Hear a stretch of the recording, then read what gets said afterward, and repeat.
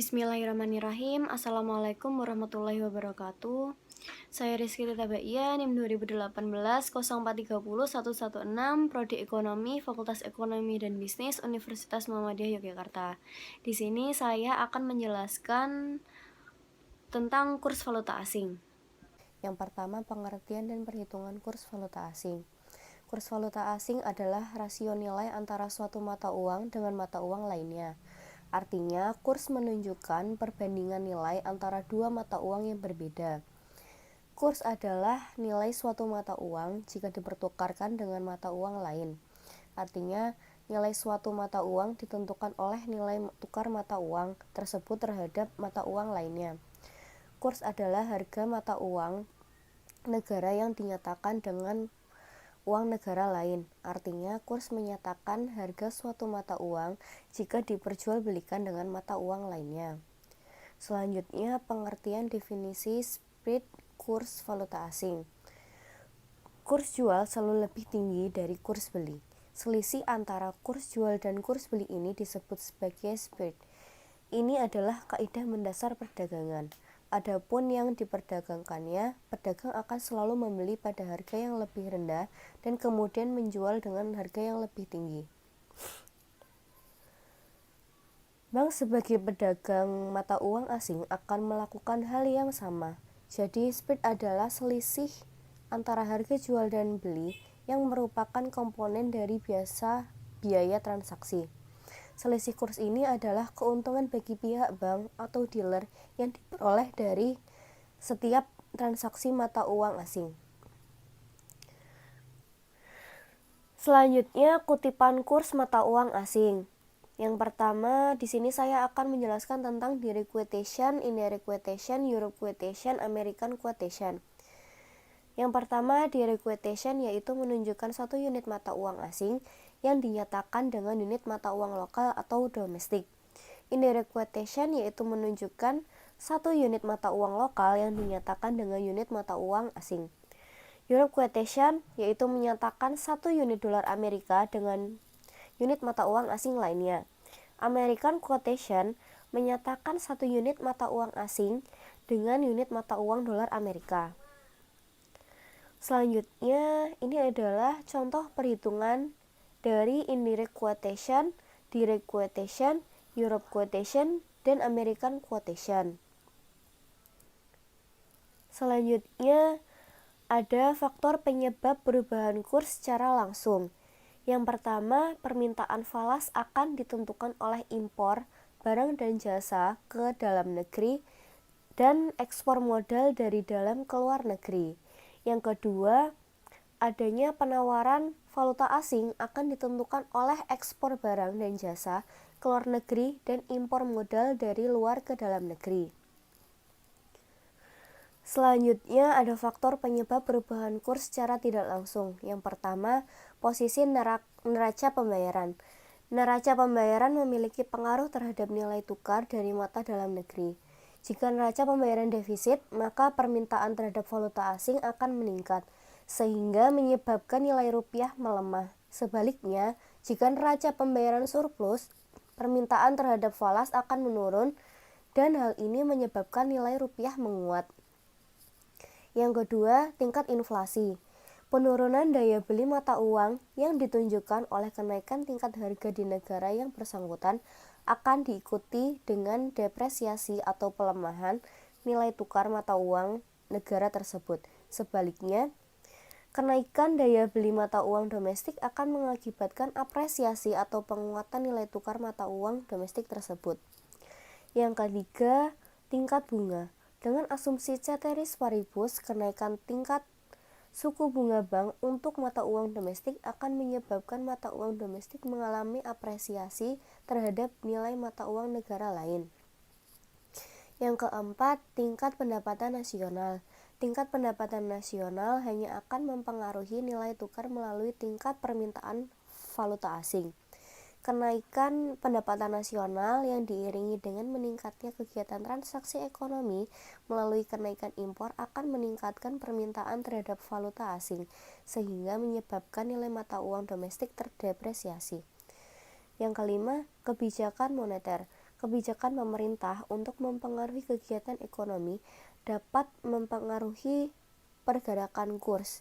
Ketika kebijakan bank sentral bersifat ekspansif dengan menambah jumlah uang beredar, maka akan mendorong kenaikan harga-harga atau inflasi. Inflasi pada akhirnya menyebabkan nilai tukar rupiah mengalami depresiasi. Hal ini disebabkan oleh daya beli rupiah yang turun terhadap barang dan jasa jika dibandingkan dengan valuta asing. Yang keenam, ekspektasi dan spekulasi. Sebagai permintaan terhadap valuta asing disebabkan oleh adanya pemikiran bahwa di masa yang akan datang nilai tukar suatu mata uang akan naik atau turun sehingga masyarakat akan membeli atau menjual terhadap mata uang atau valuta asing. Selanjutnya, fungsi dan pelaku pasar valuta asing. Pasar valuta asing yaitu sebagai tempat terjadinya transaksi keuangan internasional dengan memperdagangkan mata uang suatu negara dengan mata uang negara lain. Perdagangan ini tidak harus dalam bentuk uang kertas, tapi dapat berupa sekuritas. Pengertian yang lebih luas yaitu semua tagihan dalam mata uang asing seperti cek, wesel, saldo rekening, dan deposito yang dapat diuangkan di luar negeri. Adanya perbedaan mata uang antara negara dan adanya kebutuhan terhadap mata uang negara lain dapat terakomodasi dengan adanya pasar valuta asing. Pelaku atau nasabah dapat melakukan transaksi keuangan internasional melalui pembelian atau permintaan dan penjualan atau penawaran atas mata uang asing. Selanjutnya, fungsi pasar valuta asing. Yang pertama adalah untuk mempermudah pertukaran mata uang asing serta memindahkan dana atau daya beli dari suatu negara ke negara lain. Pasar akan menyelenggarakan transaksi internasional dengan menyediakan fasilitas untuk mengkonversikan mata uang, baik mata uang domestik ke mata uang asing atau sebaliknya. Fungsi kedua yaitu menyediakan fasilitas kredit jangka pendek pada pelaku sebagai media transaksi untuk pembayaran dan atau penyerahan barang yang tidak perlu segera diselesaikan. Penyediaan kredit diperlukan untuk membiayai barang dalam perjalanan. Importir dapat membayar tunai untuk barang yang dibeli sebelum barang datang, sedangkan eksportir dapat membiayai sebelum barang datang. Fungsi yang ketiga yaitu berperan dalam menyediakan fasilitas perlindungan untuk pelaku terhadap perubahan kurs dengan mekanisme hedging. Perlindungan dengan mekanisme hedging dilakukan melalui forward. Perubahan kurs di masa datang akan menimbulkan risiko terhadap pelaku yang melakukan transaksi dengan mata uang asing, baik untuk transaksi ekspor, impor, pinjaman, atau investasi dalam mata uang asing. Selanjutnya, pelaku pasar valuta asing. Yang pertama yaitu bank-bank besar. Bank-bank besar bertaraf internasional dapat dikatakan sebagai pelaku yang menciptakan pasar valuta asing sehingga bank disebut sebagai market maker. Bank bertindak sebagai dealer yang beroperasi di pasar antar bank dan di pasar klien. Bank selain perantara bagi nasabah yang bertransaksi atas rekening bank itu sendiri.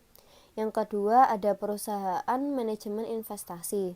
Perusahaan manajemen investasi merupakan perusahaan yang mengelola sejumlah rekening atas nama nasabahnya. Perusahaan melakukan transaksi di pasar uang untuk mendapatkan mata uang asing tertentu. Mata uang asing yang diperoleh digunakan untuk transaksi pembelian saham di luar negeri. Selanjutnya, dunia usaha. Dunia usaha merupakan salah satu pelaku di pasar valuta asing.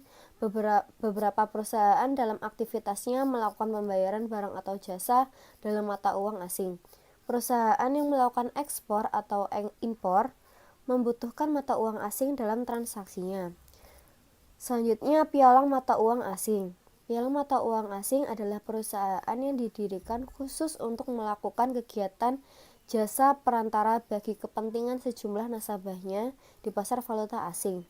Pialang memiliki peran sebagai penghubung yang mempertemukan antara penjual dan pembeli. Pialang bertindak atas nama nasabahnya, perorangan, dealer, atau bank. Pialang akan memperoleh imbalan atas jasa yang dilakukannya. Selanjutnya, Bank Sentral. Bank sentral merupakan otoritas moneter tertinggi dari suatu negara dan memegang peran yang sangat penting dalam mekanisme pasar valuta asing. Bank sentral memiliki fungsi sebagai stabilator di pasar valuta asing, senantiasa berupaya untuk mengendalikan suplai mata uang, inflasi, dan ataupun suku bunga. Selanjutnya berikut informasi dari Prodi Ilmu Ekonomi Fakultas Ekonomi dan Bisnis Universitas Muhammadiyah Yogyakarta. Sekian, wassalamualaikum warahmatullahi wabarakatuh.